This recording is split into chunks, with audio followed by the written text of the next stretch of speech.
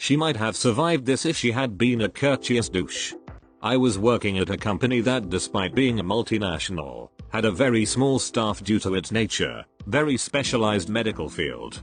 This plus the constant staff absences from the office due to site and field trips meant that everyone, at all degrees of seniority, came and went from the head office, and mucked in and did whatever needed doing whenever they were there. Eventually, however, it came to the point of needing a dedicated office person for answering the phone, data entry, filing, etc.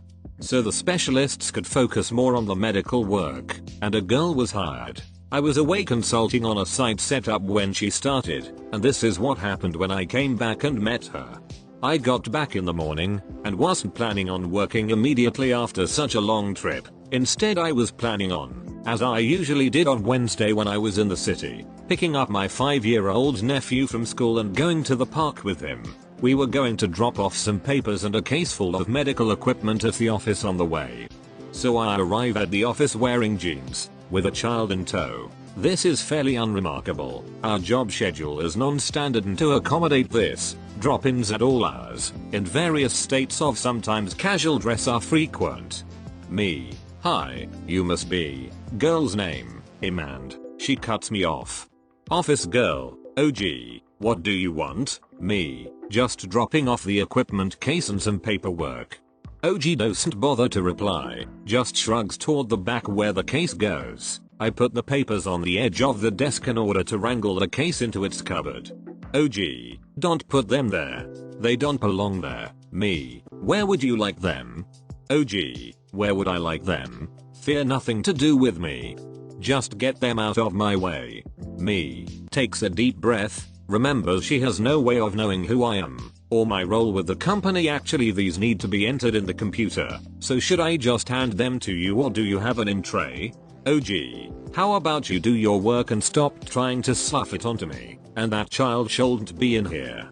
My nephew, who has been in the office many times, looks startled at this, and a bit upset. Me, I understood you were taking over in the office. She cuts me off again.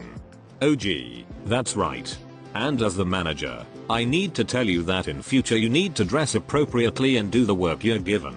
Me, another deep breath, tries to muster sympathy as she's new and possibly hasn't realized the jeans and the child aren't out of line for a quick drop off.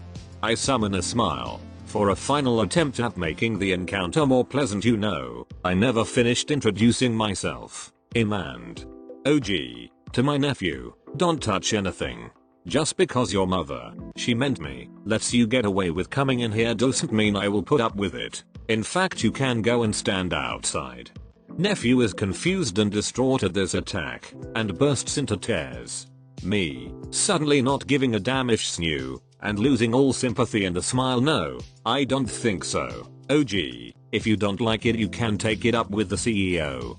I'm a close personal friend as well as the manager here, and he's happy for me to run the office as I see fit. Take it up with the CEO, she says.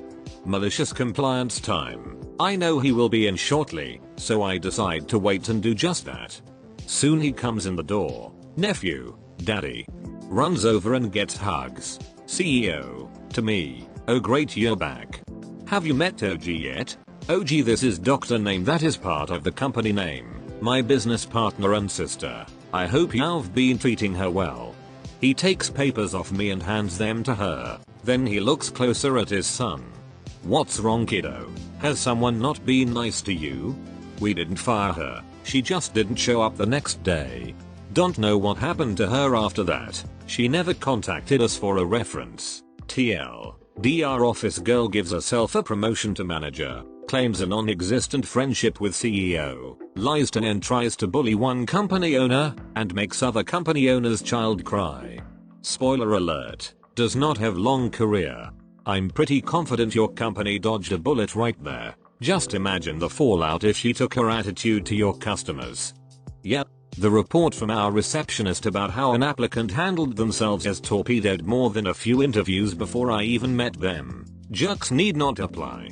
And same reason I normally leave any promising applicant to hang out with the team for a bit. Without me, some say really stupid things, or can't help but show that they are jerks when around their peers. Daddy, Morgan Freeman voice. It was at that moment that OG knew she had fucked up. Wish I could have seen the look on her face. Great story. Several looks in succession. Can't decide whether the best was when nephew said daddy, or when she was handed the papers she'd tried to stick me with. I'm probably going to hell for being not at all sorry, but if you mess with me whatever, maybe a bad day, so you get a second chance. Mess with a child? Don't let the door hit you on the way out. I used to work for a family company in which 2 parents and 3 adult children were employed in various positions. The father was the boss, the mother, an absolute harridan of a woman, bossed her husband around and took care of the admin side of things. The eldest son was general manager, the second son was the supervisor, and the daughter worked in the office. Due to the nature of the business, the company attracted some attention from specialist industry media and was reasonably well known around the world. This led to visitors from overseas just showing up and asking to have a look around. This was not for any business purpose. This was for the personal entertainment of said visitors. We used to allow it until something got broken and it cost a lot of time and money to replace it. An edict then came down from the parents, Mrs. Harridan and Mr. Underthetham. No more visitors.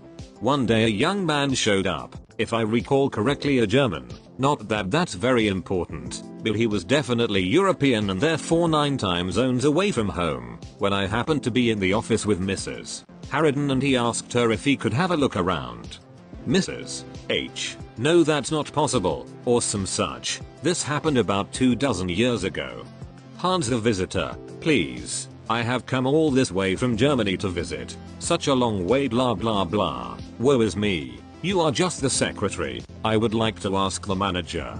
Me. Thinks this is going to be awesome. Grabs a metaphorical bag of popcorn and prepares to watch the show. There may have been some chortling as well. Mrs. H. Voice suddenly increases in volume by several decibels. I own this company. Rant rant shout shout for what seemed to be quite a long time but was probably no more than a minute. Exit the poor German.